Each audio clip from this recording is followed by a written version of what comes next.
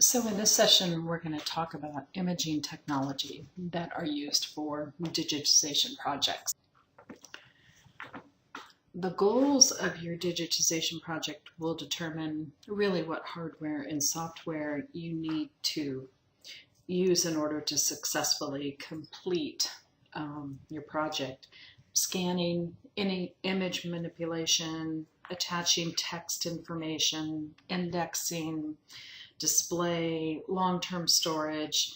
These can all require different equipment and different user expertise. What materials are going to be scanned and how those images are used will impact your equipment choices.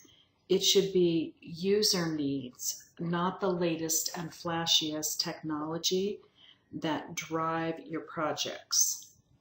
So don't let the technology drive your projects. Instead, what should be the determining factors for the equipment that you use is what you're trying to accomplish and what the needs of your user base are. Considered to be kind of the workhorse of the scanners, the flatbed scanner is widely used still within library digital projects.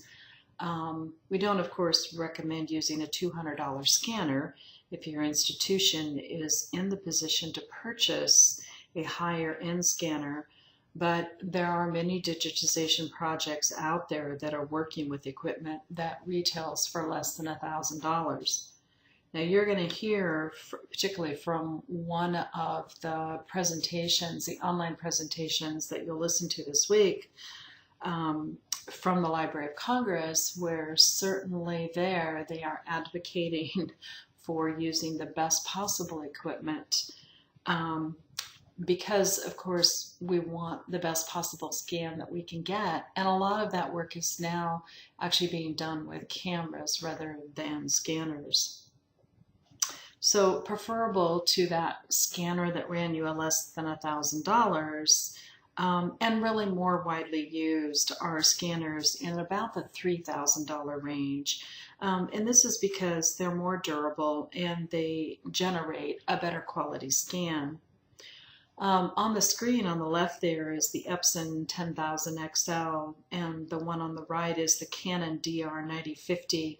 And these are, the one on the left is a traditional flatbed scanner. The one on the right, the Canon DR9050, that's really designed for scanning about 18,000 sheets of paper a day.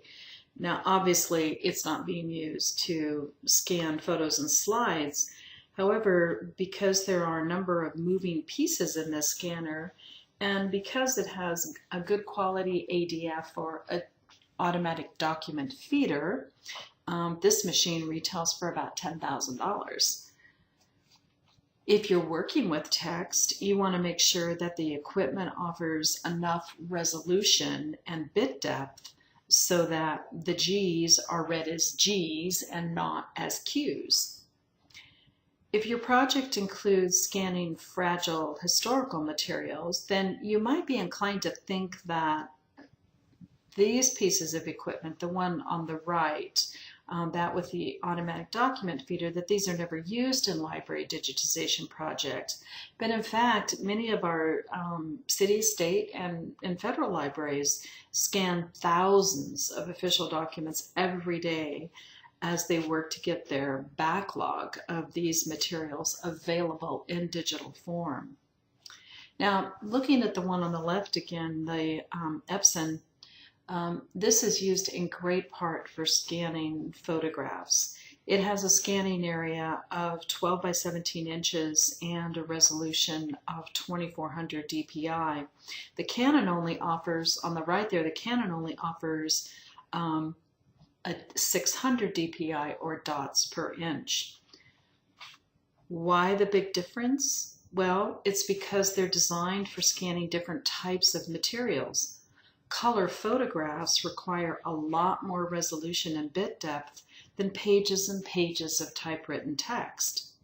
Another difference between these two is that the photo scanner doesn't include that automatic document feeder, but it does have a transparency adapter which can be used for imaging negatives and slides, so film type materials. If you're interested in knowing more about which models are currently being used in libraries, the best thing to do is to join one of the image listservs out there. LIB at Northwestern University is a popular one, as is the Imaging and Document Technology Group at EDUCAUSE.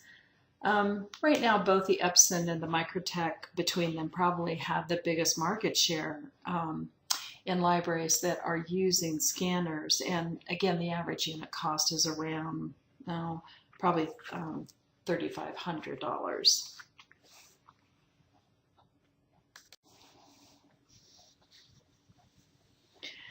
The scanner series devoted to 35 millimeter is nearly extinct. The Minolta 5400, which had been a popular option, died off some time ago. And Nikon's CoolScan, when you see, which you see there on the right, you can still find these. But the current generation, I think, is the CoolScan 9000. And this too is a dying breed. They just aren't being used much longer. And that's in part, at first, because of flatbeds like the Epson 750 and the Microtech F1 had kind of risen to the occasion, producing fairly good film scans. However, scanning slides, even with an adapter that can handle, say, 100 slides at a time, take a fair amount of time to image. And if you're faced with a project with lots of film, I wouldn't do this on a flatbed scanner. I likely wouldn't even do it in-house. You can find vendors who will do these for as low as about 65 cents per scan.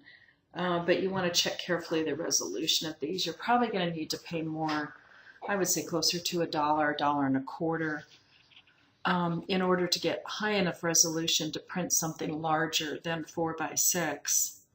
I should also mention that CoolScan there on the right-hand side, that scanner can be used for medium format film as well as the more traditional 35 millimeter that was used for paraprofessionals and non-professionals. Now, in addition to, well, let me put it this way. One of the other things that kind of contributed to the demise of these scanners, while photo scanners, and this is a little bit different from a traditional flatbed scanner, because photo scanners, number one, they're optimized for scanning images, but the other thing is that photo scanners will have this transparency unit that will allow you basically to work with film. A flatbed scanner, if it doesn't have a transparency adapter, you can't do that. So the rise in the quality and the availability of photo scanners, as well as the use, and I think this is even a bigger one, the use of cameras now, is what kind of ended further development of slide and film scanners. There are some things, though, for which slide and film scanners are the best option. And so in many cases, institutions, because they can't find these available in the marketplace anymore, they are opting to have a vendor do this kind of work for them if they're doing thousands and thousands of, say, film slides, that kind of thing. A scanned image is only going to be as good as your filmed original. There's some concern in the library community that a fair share of the microfilming that was done in the past was not of particularly good quality. Therefore, before you scan an intermediary like microfilm, you want to make sure that you're starting with really quality reproductions. Now, most of the institutions that I know of that are having scanning done of their microfilm, they're outsourcing this work. But as you can see here on the screen, there is equipment to do this in-house. Because these scanning devices are not as, say, intuitive as a flatbed scanner, somebody will likely need training to use this kind of equipment. So again, if you're working with microfilm or microfiche, microfilm scanners, you're looking at $15,000, $20,000. And you need to have a highly trained operator to use these. So you're going to have to plan for training costs in addition to the cost of the equipment. There are now library user level scanners that are being used both behind and in front of the library counter, making it possible for the library user to get a digital version of, say, a newspaper clipping or a city directory listing. But keep in mind that these consumer rather than professional level quality microfilm and microfiche scanners, these are really consumer level. And so in many cases, what you're going to get is you're going to get a lower quality image. You're not going to end up with a full resolution image. And in many cases, you're going to end up with just a digital version of the film. And so if you have a newspaper article, say, that starts on page 3 and ends on page 12, that's going to be 2 different images, because that equipment, all it's doing is simply scanning. But though that kind of scanning equipment is becoming very popular in front of the counter in libraries, so that library users are making digital versions of that microfilm rather than what looked like a, kind of a photocopy. So up until more recently, so I would say in the last 10 years, we've been seeing this conversion to cameras. Before that, cameras were used for primarily digitizing large and oversized materials. So when you think about maps, posters, 3-dimensional artifacts, camera systems like the Better Light Super 8K, Hasselblad, Phase 1, these other very high-end expensive cameras, they're capable of achieving extremely high image quality and consequently very large files. But this is primarily what cameras, again, up until about the last 10 years, that's what cameras were used for in digitization units. These particular cameras, again, offer very accurate color reproduction because every pixel is measured individually, allowing you to do things like incredible quality in a print material that's made off of that digital image. Camera equipment at this level requires a fairly significant investment, given that the cost of the camera is typically between $25,000 and $50,000, and that digital back that you see there is another $5,000. So this is like 192 megapixel scanning camera back that can just create incredible images. But again, this kind of equipment is used primarily for doing very large formats. Now, in addition to the cameras, this kind of a camera, for these kind of projects, you also need things like lighting, and you need things like vacuum tables.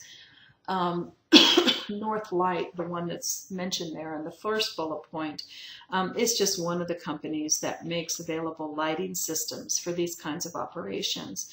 The lighting, though, can run you. You can spend thousands of dollars on this, and their typical one is about $4,000. When you're scanning oversized flat items, you have to hold these things in place, and that's done in digitization projects with easels or these vacuum boards that hold the material upright during imaging. In this image that you see on the right-hand side, the imaging lab at the University of North Carolina is using a 48 by 60, it's called a T-neck, upright vacuum table. You can sometimes pick these up used for for a few $100s, but new, they're going to run you several $1,000s. Now, an alternative option is to build your own. And I have read about, but not seen in person, with several different libraries have taken this approach and built their own tilt-top vacuum table. And there's several different sites that you can go to, just doing a simple Google search for looking for tilt-top vacuum tables where you can build your own using PVC piping and a vacuum cleaner. I mean, it really can be that easy, but this is one of the, alternate options available to you if you're doing things like maps, and you don't want to spend thousands of dollars on a vacuum table to hold these things up. Now, if you're scanning fragile items, if you're scanning large formats like newspapers, some maps, if you're doing books, then you may want to look at some type of book or overhead scanner. You'll hear them referred to sometimes as planetary scanners. A lot of them now we're just seeing referred to as book scanners. But basically what it is the imaging, the scanner, and as we'll see in a few minutes, you can also do cameras as an overhead unit. It sits on top. Many of these ones that are scanners actually have an adjustable scan bed that can accommodate those materials that can't be laid flat. And so, as you see with the Zeitzel there on the left, you put the book on, and that way you're not having to force the binding on the book to flatten itself out, which is something you would need to do if you were using a flatbed scanner to digitize a book.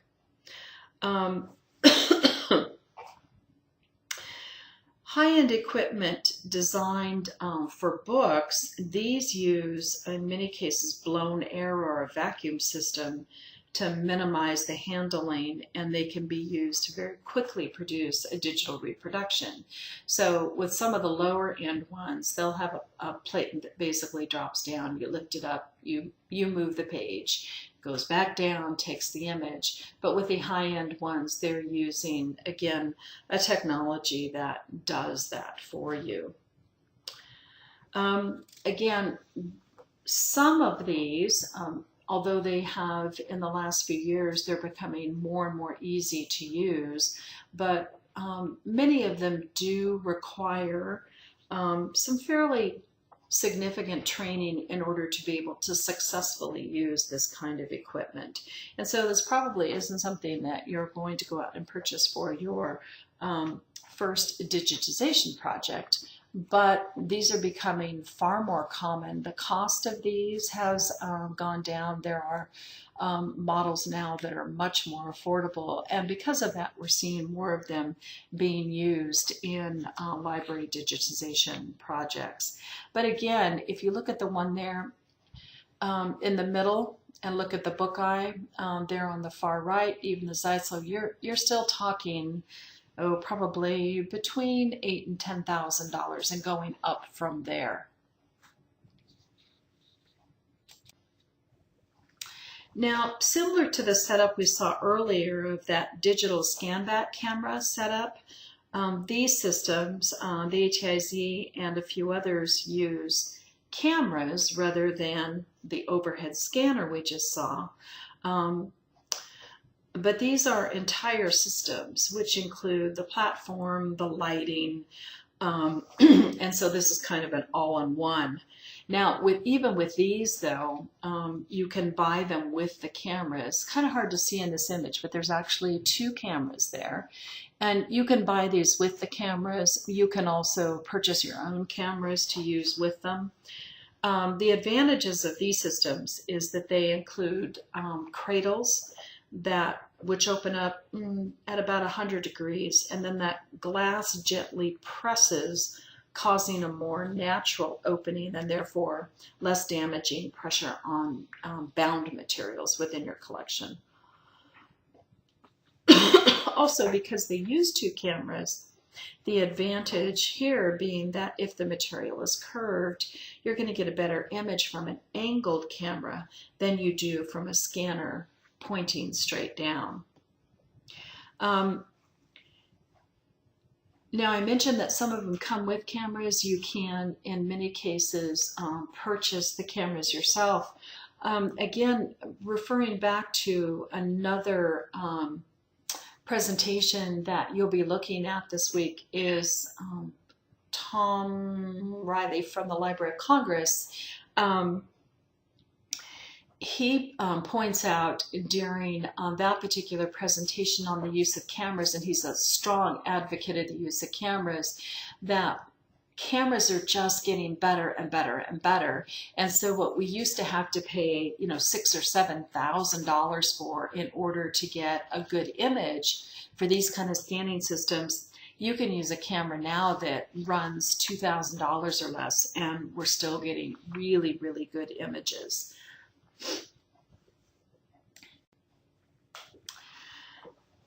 There's a number of factors to consider when setting up a digitization operation for audio and video. There are both hardware and software considerations, the first of which is the workstation on which the work will be done. Video especially, but even audio, they're going to require more RAM, more storage, and faster processes than many typical library computers. The faster the processor, of course, the more likely that the workstation can handle the files without significant lag or dropping frames in, say, something like video. How much, how fast, that will all be dependent on the type and the size of files that you're going to be working with. In addition to the additional speed, memory needed for processing, because uncompressed digital video files in particular are massive, and because you will need to have more than one copy, there's a need not only for processing capacity, but for storage capacity. A single frame of uncompressed SD video equals about a megabyte, which adds up to about 1.5 gigabyte per minute, and HD files are even larger. So when we're talking about audio and video media, it just, the technology needs are just astronomical. Likewise, for delivery purposes, you're going to likely need a server for streaming those audio and video files. Digitization of audio and video requires a way to convert the analog signals from, say, something like VHS and older formats to a digital signal that your computer can capture. In addition to the hardware, which could be a video capture card that resides in a slot on your CPU or some kind of external conversion unit, in addition to that hardware, you're going to need software to support editing that stream, and also just to do the simple import of that stream. This software, so we could be talking about something like Apple's Final Cut Pro or Adobe Premiere. That software is going to run you between $500 and $1,000 or more. This is all to say that the conversion of both audio and video, it really requires ample infrastructure. And while most institutions doing digital eventually add these file types to their digital collections, it's best to get some experience under your belt before tackling these formats. So this probably, conversion of your VHS collection is probably not a good place to start for your first digitization project. Now, regardless of which format you're going to be scanning, most of the processes that you'll use are going to require software of one kind or another. In the case of scanners, there's generally software that is included with the purchase of the hardware, the scanner itself. Be aware though, a quality scanner without good software can be ineffective and vice versa. You will want to engage in some serious comparison shopping before purchasing your scanner and the software. While we don't want to do a lot of editing on the front end of the digitization workflow, we need software that can make use of target information. And we're going to talk more about this in next, I guess it's actually next week, where we focus on quality review. We'll talk about coloring grayscale targets and their role in the digitization process.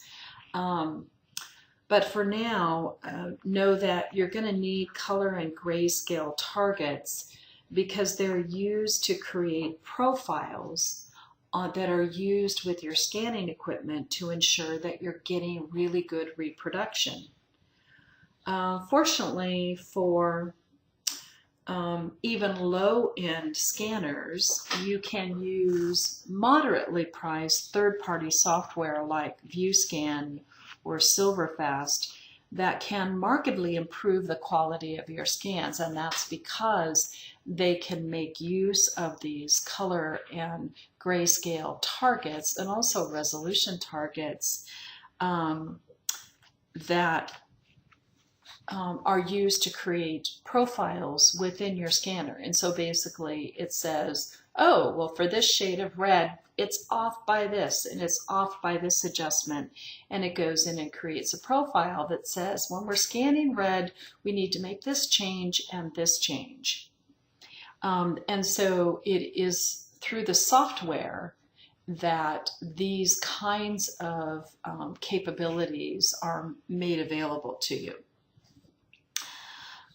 In addition to the software that you're going to need for running a scanner, you're also going to need photo editing software for cleanup of your access files and also your file conversions. And we'll talk more about what these are in the upcoming weeks, but suffice to say, you're going to need several different pieces of software. For this kind of activity, so the photo editing software, Photoshop, Lightroom, those are a couple of options available for these kinds of activities. The reason that we're talking about the equipment for imaging at this point is that as part of your project planning, you're going to need to have, of course, some idea as to what kind of equipment is going to be necessary. And so while this particular discussion is really kind of an overview of the equipment that is available, it at least gets you started thinking about what are options for imaging equipment for digital projects. Some things to think about when regarding the decision about equipment is, what are you or your staff going to be able to handle? Do you have any experience? Do you have staff, or do you have experience working with camera equipment, imaging equipment, photo editing software? Is it all new? If so, then you're going to want to start with quality equipment and quality software, but something that is not perhaps going to require thousands and thousands of dollars of training in order to get started. So think about, what are we going to be able to handle for our first couple of projects? You also need to think about what your current local technology can support. Remember the audio and video files that I just mentioned. You have to have a very robust infrastructure to support that. Even if you're just doing things like scanning photographs, you need to think about server space, and you need to think about the other types of infrastructure that is needed to support that. So you need to have a good understanding of what your local technology situation is and what resources are available to you in terms of both the technology itself and the expertise needed for that technology. You need to think about what kind of material you're going to be scanning. Are you going to be scanning photographs? Are you going to be scanning prints? Are you going to be scanning film? The equipment need can be different for those. Maybe you're going to be working with, digitizing paper. Again, you may want a different piece of equipment than for that work than you would if you were, say, scanning a lot of slides. How's price going to impact your selection? Not all of us have an unlimited budget when we began digitization projects within our organizations. So you need to be very aware of what that budget looks like, and what is going to be your criteria in terms of affordability and performance for that equipment. Think about your users and your potential users. How are they going to use those images? If you're trying to support researchers who are working, say, with, and you're going to be working with text materials, then you're going to have something that can not only produce a really good quality scan, but you're probably going to need optical character recognition software to translate some of that, or so that it becomes searchable. So what are the needs of your users? Because that will dictate to a certain extent what kind of technology you're going to need to use in order to support their activities. Remember that digitized files are potentially very, very large. Do you have the storage capacity? We had a situation here in the institution that I'm at here at PCC where the library had purchased a server, and they had paid for half of the server. We were sharing that server with the IT department, and they were using it for a number of other departments on campus. And I hadn't been here very long, and we've been digitizing, and I started getting frantic messages from the IT department reminding us that we only have half of that server, not the whole server. And so please keep this in mind in your project planning, that it's not going to be too much longer and you're going to need to purchase an additional server. So you have to always be cognizant of the fact that you're going to be creating, in many cases, very large files, and you're going to need to have multiple copies of those files.